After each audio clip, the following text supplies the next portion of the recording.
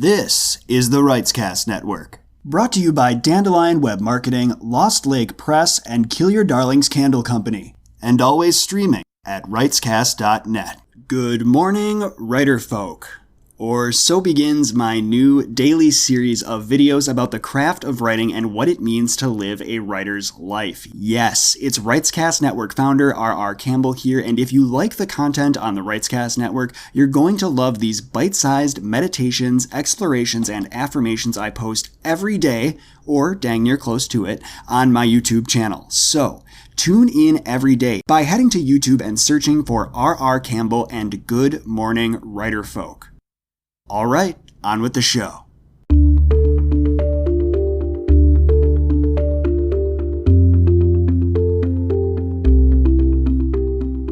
As a writer, it can be tough to keep your chin up. All too often, we face torrents of rejection, uncertainty, and isolation. But, as this episode's guest will suggest, understanding and taking advantage of the law of attraction can do wonders to stave off all too frequent inundations of negativity. Hey there, I'm author, writing coach, and Writescast Network founder R.R. Campbell, and welcome to episode 86 of your listener-supported R.R. Campbell Writescast here on the Writescast Network, brought to you by Dandelion Web Marketing, Lost Lake Press, and Kill Your Darlings Candle Company. My guest for this episode is author Judith Joy. Judith began studying energy healing and consciousness transformation after experiencing recurring, debilitating headaches. She's a teacher, dream creation coach, matrix energetic certified practitioner, and speaker. In her book, Dear Future Love, Bring Your Book Boyfriend to Life, and in workshops, she helps people achieve their wishes and dreams. She's instrumental in helping them create a pathway to their chosen desires by expanding their awareness of what the possibilities could be. So if you've ever been a dreamer, and I know you have been, Judith's insight is sure to help you on your writerly journey. So let's get to it then. Stay tuned after our conversation to learn more about what you can expect next from the Writescast Network, and thanks, as always, for listening. Thank you so much, Judith Joy, for joining me for this episode of the R.R. Campbell Writescast here on the Writescast Network. Thank you for having me. Yeah, I'm really looking forward to getting outside the writer box specifically here by talking about a topic that can be applied in so many avenues in one's life. And that, of course, is that we are talking today about the law of attraction. So for listeners who might be unfamiliar with this term, what is the law of attraction in a general sense? The law of attraction is when you get your thoughts and your feelings moving in the same direction so that whatever it is you're hoping to attract comes to you. And that seems like something that would be very advantageous, of course, because if there's something we're hoping to attract, it sounds like it's something we want in our lives. So what advantages do you see to knowing of the law's existence in our day-to-day lives? How can we put knowledge of this to work for us daily? If you know what they are, then you can use them to your advantage, and you can let go of what doesn't work. For example, people very often don't realize that the universe doesn't hear the word not. So when they're setting a goal, it's like, I do not want the pink elephant. Well, if your goal is actually to see clearly, then I don't want the pink elephant. You take out the word not. You're telling the universe, I do want the pink elephant. And so that's all you can see. Sort of like when you play the game I Spy. I spy the color red. Well, you never noticed red before, and all of a sudden you're seeing it all over the place. Right. It seems as if it's almost bringing in that notion of the old trick that, you can play on folks when you say, and we'll stick with the animal of an elephant here. If I were to say to you, Judith, don't think of an elephant, well, the mere fact of me having said it has you thinking about an elephant, kind of like with your I Spy example. Well, I spy something red. Suddenly, like you say, well, you're looking for red. You're thinking of red. So it is this sort of process where by introducing it to perhaps ourselves, we start seeing it in the universe. And the idea is then that the universe will ultimately kind of deliver it to us. Is that kind of what we're getting at there? Yes, Ryan, that's exactly it. And from a writing standpoint, when you write down what it is you do desire, then you're going in that direction. For example, for a writer to say, I don't want writer's block, you're actually inviting writer's block in. By putting it, out into the universe and recognizing it as sort of a foe, by saying, well, I don't want writer's block. It's don't think about writer's block. Well, it's a little too late for that because now we're thinking about writer's block. Exactly. So instead, it would be, I'd like a flow of ideas. Perfect. So it's taking it and turning it on its head and contextualizing it in a more affirming way as opposed to a negating way, such that we can explore it actually. And it gives us more of an opportunity as well to explore what it means to have, in your example, a flow of ideas, because that is something that can mean so much more than not having writer's block. A flow of ideas could mean any number of things, right? True. It depends what you're going for. It could be that you want to write chapter 3 and, oh no, I can't write chapter 3. I don't want writer's block. Oh, it's going to be so big, blah, blah, blah. You're telling the universe all of these things. Let go of all of that. And chapter 3 is going to be amazing. And something is going to come out of my fingers that is truly phenomenal that I had never thought of before, but it's going to be amazing. Now, what is the first thing that I can do to get me on that path? Right. It's kind of this idea of we're working in the space of talking about establishing goals almost, where though rather than looking at goals, as I like to think about them as we want our goals to be things that are, say, quantifiable, that we can say we did yes or no for sure. In this particular space with the law of attraction, it's almost like we're putting our goals out there, but we're giving them permission to not need to be quantified. We're letting them kind of become what it is that they need to become. Is that sort of a fair way of looking at that? I hadn't quite thought of it in that context before. Ryan, that was brilliant. All right. Well, I am glad that works, because I am, if not, someone who is interested in these things in general. As listeners know, I love it when we can quantify stuff. But as you have pointed out here, it's very important that we give ourselves space to experience these things in a non-quantifiable space, because we're working with something like creativity, at least as writers. But Judith, before we go too far down the writerly road as it pertains to the law of attraction, let's talk specifically about how you have used the law of attraction in your own life to great effect, whether that's within writing or without. Oh, well, actually, one of the ways that I've used it was to attract my husband. And I did use writing to do it. I wrote a journal of letters to him as if he was already here. And then I just put it out into the universe and was like, okay, go find him for me. And, I put the journal away, and 14 months later, I found the journal again. And I was like, oh, good, I have a journal. I was thinking it was free. And then I looked at it and I'm like, oh, wow, I just met this guy. He just said that. He's just like that. If you take off the onus of it has to be within a certain time, you take off the numbers, basically. It doesn't have to be in a certain time. It doesn't have to be showing up in exactly the way that you think it should show up. And all of this, your experience with doing this journaling, specifically in the context of it leading you down the road to the individual who is now your husband, that also became the impetus for the book that you wrote about this topic, did it not? Yes. I figured if it worked for me, it'll work for somebody else.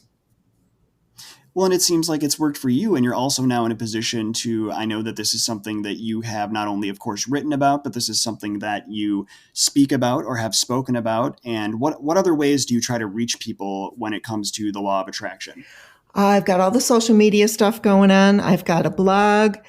I'm teaching workshops. With the quarantine and stuff, I switched over to Zoom. I do coaching sessions. I give speeches. It's a lot of different ways. There really are so many ways that we can share your experience here, and podcasts, I guess, is another one that I didn't even think of that when I was asking the question, but here you are reaching out to people on a podcast right now about this. And why don't we go ahead, now that we have your personal history for working with the law of attraction, turn this back to writers, because you've given us a couple of examples, whether it pertains to writer's block or specifically envisioning chapter 3. But what are some other ways that writers can practice making the law of attraction work for themselves? One way is to have fun. Just simply have fun.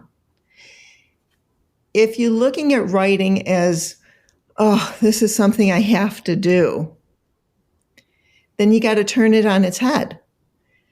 And that may be going out and riding your bike and having fun doing it, and then you come back energized, and you used that high vibe feeling of being energized and translate it into your writing. Another way is to be grateful. You know, if you're writing, say, an article for a magazine or another blog or something like that, grateful that you have the assignment, grateful that you have the ability to write, grateful that you have the computer or the pen and paper, grateful that someone's out in the world is interested in what you have to say and that they're going to find whatever it is that you're writing. And you're grateful and you're grateful and you're grateful and you're grateful. And you can be pre-grateful. So you think it's going to happen, but then instead of putting it out there like, oh gosh, I hope this happens, I'm grateful that it happened. I'm grateful that readers came to my article and were able to take valuable information from it. It's sort of anticipating the value that we can bring in a way then, and not only to ourselves, but to the individuals we hope to reach, specifically in the case of writing, then those prospective readers. And I really like that, actually, because then what it does is, rather than, for example, even if it's something related to platform, I can say that in personal experience, I've been dabbling more with YouTube, and I've been recording a lot of videos and putting them up, and I'll find myself a couple days after a video goes up going, oh, gee, well, there are only X number of views, and that can make me kind of sad. But if I were to, in advance, say, I'm going to be really thankful for the people that do watch this video, well, then when it comes time to take a look at those numbers, I can say, hey, these are the people that I was talking about. Maybe it's more of a frame of reference thing, almost, it seems. It's giving ourselves an opportunity to embrace the successes that are there, as opposed to looking at the successes we have had and thinking that maybe they're not enough. I suppose that could be another way of looking at it. Yes, that's true. And another thing I liked that you said earlier was making it about fun, because that made me realize that, we don't perhaps want to overdo it on all of this. You mentioned that when you did your journaling about trying to bring this person into your life who would eventually become your husband, well, you did it. You wrote all this down, and it wasn't until however many months later you came back and realized it had kind of already happened. So it seems like there's also an element here where we need to leave room between the attracting and the actual attraction, so that is it possible that if we overthink this, we might undercut our ability to make the law of attraction work for us? Well, if you're overthinking it, then chances are you keep telling the universe, I don't have this, I don't have this, I don't have this, I don't have this, I don't have this. And I'm lacking it, I'm lacking it, I'm lacking it. And the universe goes, okay. You're lacking it. Because you're thinking, right, you're thinking again about the lack. You're thinking about the not. You're thinking about it in a very negative context, right, or anything that is sort of negative. And so, yeah, that's actually a really good way to think of it, is that when we get into these loops that are almost self-defeating, or if we're overdoing it, if we're clenching our fists as we sit here and try to make the law of attraction work for us, then, maybe it's just about putting the vibes out there and then letting them come back to us when they will. And that could be a challenge for writers. That's one way to use the vibes. Another way is that I'm sure you've had the experience that when you're in a really good mood and everything's clicking for you and you're feeling great, that the words just come out of you. Mm-hmm. And then another time when you're feeling depressed or pressured, it's harder to get the words out. Yeah. So fun is one of those ways to get you in the mood. It's to get you, raise your vibration so that you're in this space of expansive possibility. And then from there, the writing is easy. The pre-order window is now open for Kill Your Darlings Candle Company's debut line of candles. Yes, their Happily Ever After, Dramatic Irony, and Kill Your Darlings Original Scents are now all available online with a 20% discount if you order between now and July 31st, 2020. Not only will orders placed during this period receive 20% off, but donations to one of Kill Your Darlings' community benefactors will be doubled during this time. Yes, that's right. If you order between now and July 31st, 2020, you'll get 20% off, and Kill Your Darlings will donate 10% of your order's subtotal to a writing, reading, or literacy-oriented organization of your choosing at checkout. So visit kydcandleco.com/store now to check out their debut candles and take advantage of this extraordinary sale before it comes to an end. Again, that's kydcandleco.com/store. Kill Your Darlings Candles. Candles for the wordsmiths of the world.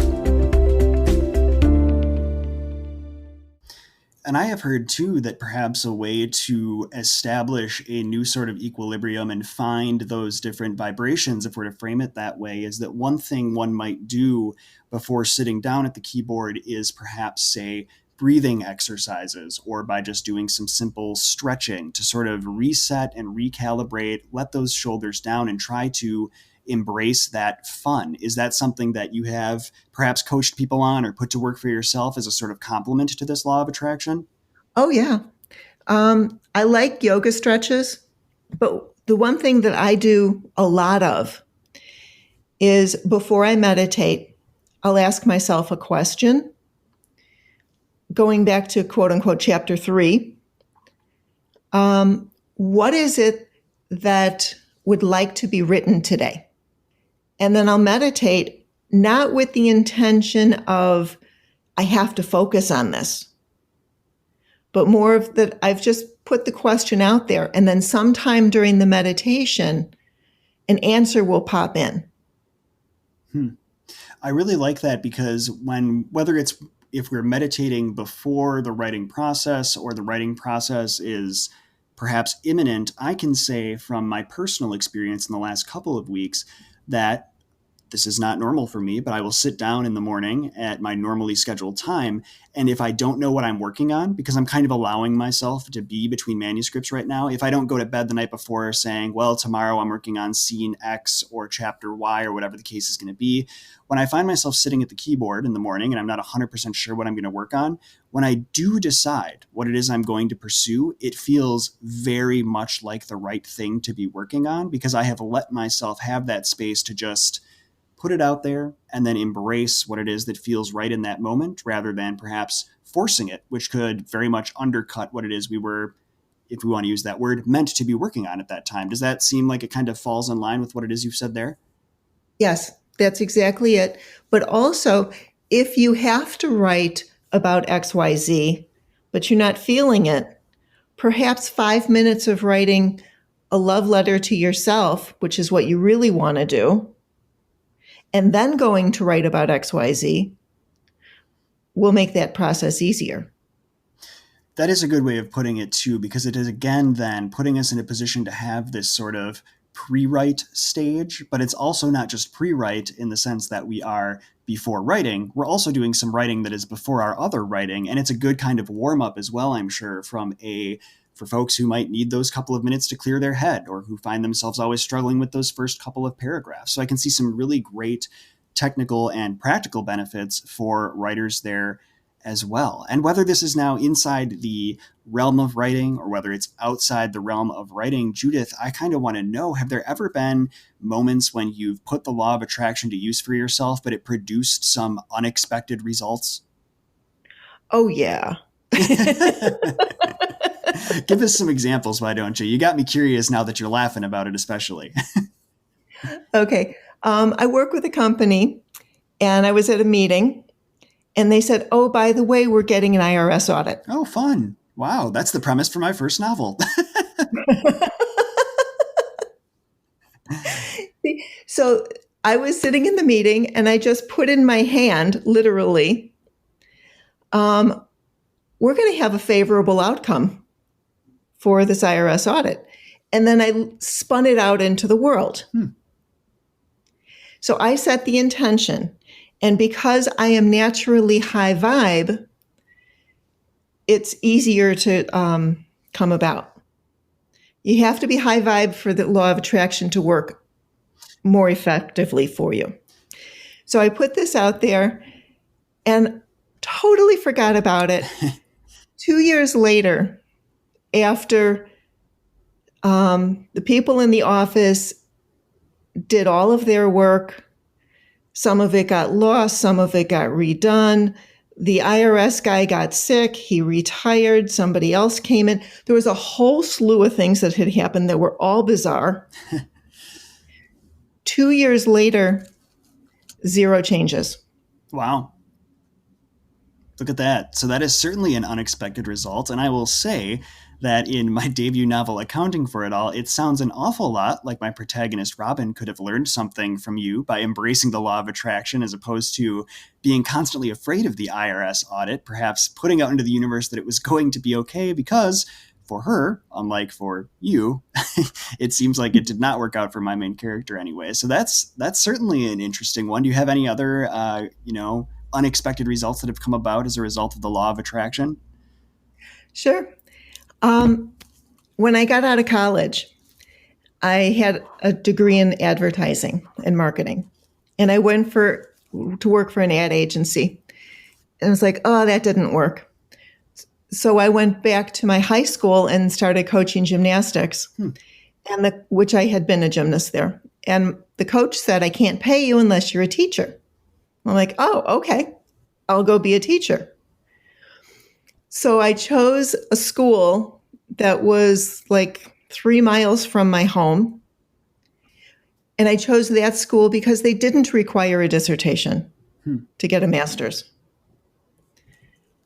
And I failed the entrance exam because it was this is to that as that is to this, and I'm not good at those. Yeah.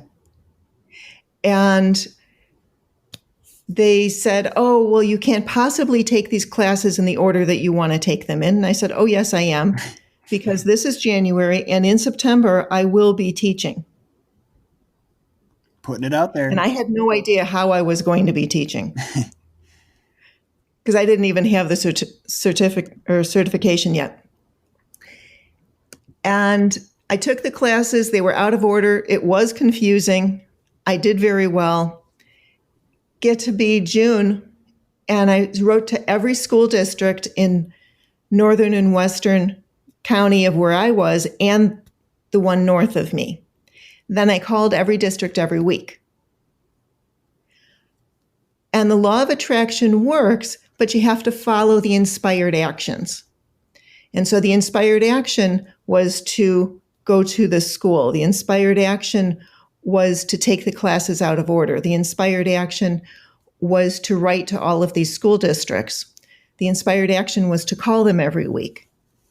September 3rd, I had a job. Look at that. You put it out there and it happened for you. And I'm so glad, one, that it happened for you, but two, also that in this context, you've mentioned this idea of pursuing that inspired action. Because I think that one risk we could run here is in talking about the law of attraction as if it were something that, well, just because you thought it, it happens automatically. But as you have pointed out here, particularly in this case, there are steps that one will have to take along the way to pursue it, but it's about finding those inspired actions as opposed to doing perhaps what I did when it came time to promote my first books, which was just flail around and hope something worked, right? So it seems like inspired action is the way to go here. And again, I'm glad you mentioned it. And one thing, Judith, I do want to ask about is you used a phrase a couple of minutes ago a few times, and that was this idea of being high vibe. What is it that you mean by that? And perhaps how could an understanding of that help us better embrace the law of attraction? Oh, this is the secret sauce of the law of attraction. I'm so glad you asked this, Ryan. Good. Okay. Everything is vibrating. When you talk about cells and molecules and things like that, there's a friction going on. It's a movement. It's a vibration. Low vibe are the things like grief, apathy, shame, blame, anger, and all of that. Those are all low vibe. If you're depressed, it takes a lot of energy to get off the couch. You don't have energy to create a book. When you get to the point that you are willing to accept responsibility for everything in your life, that means everything coming at you and everything coming from you, you tip over into high vibe. High vibe is when you have peace, love, gratitude, kindness, calm. It's just this centered feeling. It's the feeling of being in the zone. And everything that you can do to be up in these really yummy feelings powers you. When you're feeling great, it's easy to write. It's easy to do anything when you're feeling great. So the more you can do to be the high vibe and actually live it, the more ease you'll have in your life. For example, with the IRS audit, because I'm living in the high vibe, I could spin out the idea. I didn't have to go, okay, now how do I make this happen? Does that make sense? It does make sense. And it's something that I think it's really important to emphasize in general for people who are pursuing creative endeavors or really anything in life. It sounds very similar to topics that I've covered in the past with guests like Sarah Sadie, and this idea that, well, if we are going to be our best creative selves, we also have to ensure that we are making space for us as people outside of our work. And so it seems that if we are truly to become high vibe individuals, we need to get to good, so to speak, with who we are and what it is that we are casting out into the universe, the things that we are receiving back. We have to develop an understanding and an acceptance of that if we're to reach this high vibe place where, as you say, well, when we feel good, things come naturally, right? So it seems like it's about this balance. It isn't about, again, we'll use me as a self-effacing example. It isn't about frantically throwing yourself at the keyboard every morning, over the course of months because you're up against a deadline and it just feels like the thing you have to do. It's about making sure that you feel inspired to do that. It's about finding that inspired action, to use your phrase, so that it feels like it's coming from that natural high vibe place as opposed to something that is perhaps obligatory or uninspired, maybe. Right. For example, if you wake up in the morning and you're going, oh, I have to write today and I've got to get 12 pages out. And for you, 12 pages is a lot. Then if you approach it from the, oh my goodness, it's going to be so much work and I have to sit down and do it right away, that's low vibe. Take the exact same scenario and you're going, all right, I'm going to write this today.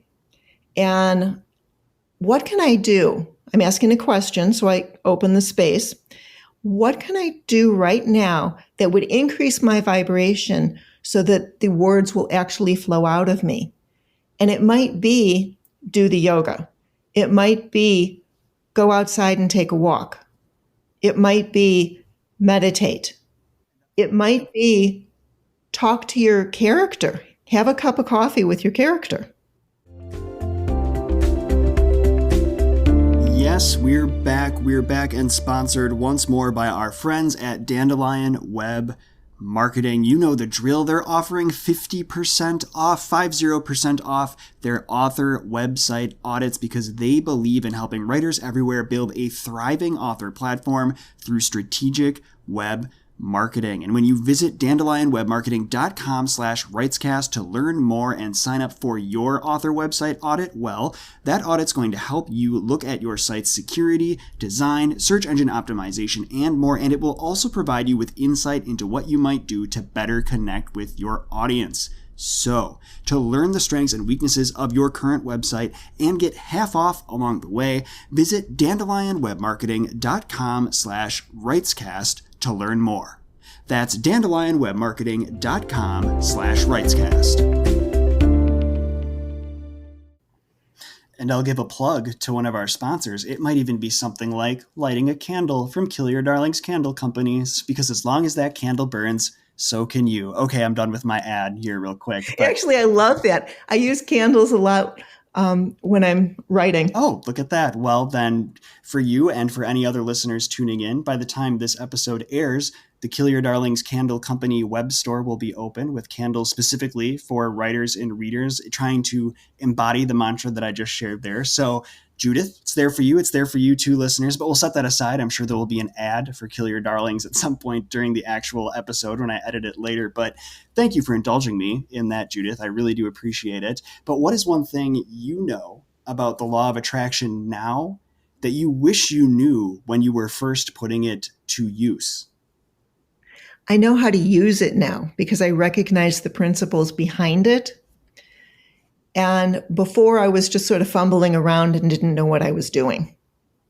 So sometimes it worked and sometimes it didn't work. And I looked at the things that did work and said, why did those work? Mm-hmm. And my training is actually energy healing and consciousness transformation. And I realized that they're the same thing. Energy healing is about the body. Consciousness transformation is about life. And the law of attraction is how you get those to work for you, which is by putting in the love, which is putting in the high vibe and being the high vibe. I have a saying, be to become. You're actually being the high vibe to become whatever it is you choose to be. That's really interesting. I was trying to wrap my mind around being to become just as a phrase, but that certainly makes sense to me. Being high vibe to become, it kind of ties in actually to a conversation I had earlier this year on this show with Lori Buchanan, talking about it in the context perhaps of what it means to be an authorpreneur, and creating what we had was a mission statement versus a vision statement. And the mission statement in the setup that you have here would be more of the being. It's where we are now. It's trying to embrace the high vibe so that we can get to become, which was for Lori in the way that she viewed all of this. That was the vision statement. It was that which we aim to be. And the work in between is perhaps these inspired actions. It is making use of the law of attraction so that we can see the connectivity between point A and point whatever letter it might actually be, where we actually end up in a position to sort of have or embody or become the thing that we have cast out into the universe through the law of attraction. Does that seem like a fair analogy there? That's a long way of saying it, but yeah. It's all about working through it for the first time on this show sometimes. I wish I were trained in it like you were, but that's, we're getting through the revelation one step at a time. Can I say something about inspired action? Oh, please do. Many times we have an inspired action, and writers know this all the time, and you don't follow through. And then the action just sort of fizzles out. You'll get an idea when you're out and you're going, oh my goodness, I'm shopping and that outfit would be the perfect outfit for my character. And then you go on shopping and you forget to take a picture of it or write it down. The inspired action in that moment is taking the picture or writing down what it is. You have to do something fast when you have the inspired action. And the fast may just be writing a note to yourself, or the fast may be doing the whole thing. It's sort of like catching the spirit of the moment and then letting that really work its way through you. We have to consider that perhaps it might be fleeting. And if we're going to truly embrace the inspiration, then it seems we have to take that fast action, that quick thing within our control to really make that happen. And that feels like a really good tip. But of course, Judith, are there any other tips that you can offer writers about developing an awareness and then embodying the law of attraction, whether in their writing life, whether in their professional lives? What other little tips might we be able to share with them? Intention. Know what your intentions are. And put the intention towards what it is you truly desire. In an unrelated topic, if you have insomnia and you can't go to sleep, and your intention is to go to sleep, totally different than no matter how much sleep I get, I am going to wake up feeling phenomenal and full of energy. That leaves it open to allow the possibility that you're going to get 10 hours of sleep or maybe 2 hours of sleep. But when you wake up, you're going to feel phenomenal because that's what you're really going for. Most people stop their intention before they decide what it is they're truly going for. And that is, I think, probably a process that it might for some people take some time to get to. It's about kind of, I don't know if we're going to use a metaphor here, maybe being the child within ourselves who when we were younger, we would ask why about everything. Well, why is the sky blue? Why do birds sing? Dad, why this? Mom, why that? And if we can say, well, what is it that I really want here and why do I want it? Perhaps knowing that why gets us from I want to fall asleep to, well, when I wake up, I'm going to feel great. Does getting to the why feel like it kind of gets at that for you, Judith? A lot of people talk about it that way. I don't like the word why because then you're narrowing down the possibilities. Sure. And you're like digging. I like to use what questions. Mm-hmm. Like, what is it that I'm really going for? What is it that I'm truly desiring? And that actually seems perfect because you talked about it in terms of intention as opposed to motivation. So actually that feels incredibly apt to be focusing on the what, because I feel like the why would be tied, yes, to something more like motivation as opposed to intention. Right. Huh. Look at that. Learning so many things today. You are so smart. Yeah, I'm staring up at the clouds here, watching them fly past out the window, and you got me chewing on this real good. So thanks, Judith. I appreciate it. But hey, we've covered a lot of ground here today. I do want to make sure that for those who have listened to this conversation and are going, wow, I'm also staring out the window and looking at the clouds and feel like there's a lot more to learn about this topic. Judith, where is it that people in that position can find you online and continue to learn about all of this? My website is judithjoy.com. On social media, Facebook, Instagram, Twitter. I think that's it. You can be found around the web, yeah? Yeah, Yes with Judith Joy. Yes with Judith Joy. All right. And the reason we have Yes with Judith Joy is the company name is Yes with Joy. Oh, perfect. Look at that. Because yes is a very high vibe word, and joy, besides being my name, is very high vibe. So it's like you're embracing this feeling of high vibe. We're embracing it from start to finish, as I hope we embraced it over the course of the start of this interview and now all the way through the end of this interview. So Judith, I really do appreciate you making the time to talk with me and to share with listeners all that there is to know, or at least a little of what there is to know about the law of attraction. I really do appreciate you making the time. Thank you so much. And I hope that you get everything that you're desiring. Oh, well, that's very kind of you. That will bring me much joy.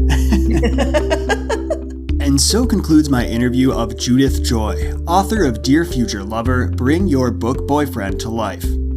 Thanks to Judith for joining me, and thanks to you, dear listeners, for tuning in. If you enjoyed this episode, I'd love it if you could leave the Writescast Network a rating and review on Apple Podcasts or wherever you listen to podcasts. This will help the Writescast Network reach more writers like you, and building that sense of community is what we, and I hope you, are all about. To those of you who have already left us a rating and review, thank you.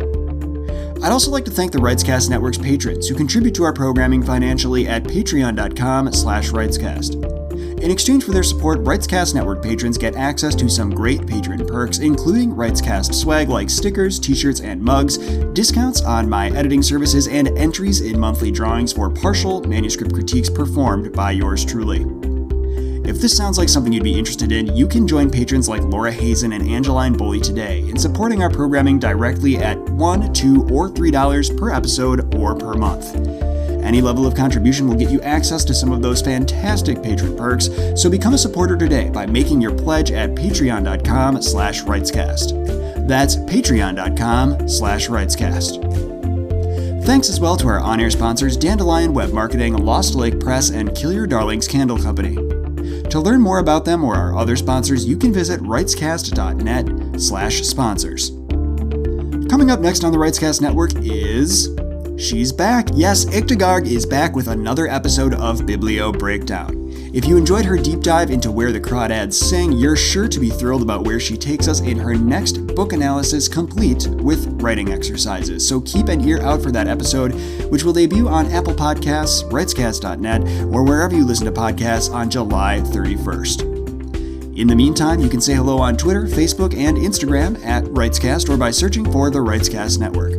We're also available by email at writescast@gmail.com, and you can now call us at area code 608-284-8342, where you can leave a voicemail with questions for future guests or other matters you'd like us to address in our programming.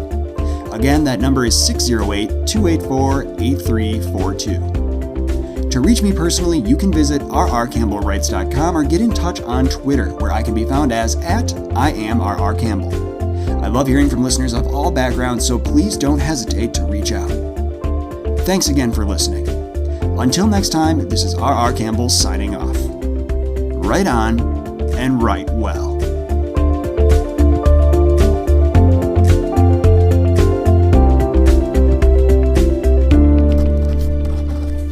This is the Writescast Network, brought to you by Dandelion Web Marketing, Lost Lake Press, and Kill Your Darlings Candle Company, and always streaming at writescast.net.